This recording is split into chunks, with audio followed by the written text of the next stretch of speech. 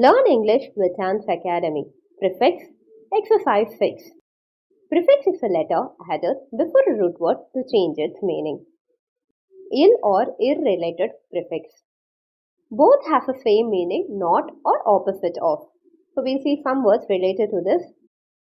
Illiterate, illegible, illegal, illogical, illustration, illusion, illness, illumination, irregular, irrelevant, irresponsible, irrational, irremovable, irresistible, irreversible, irreligious.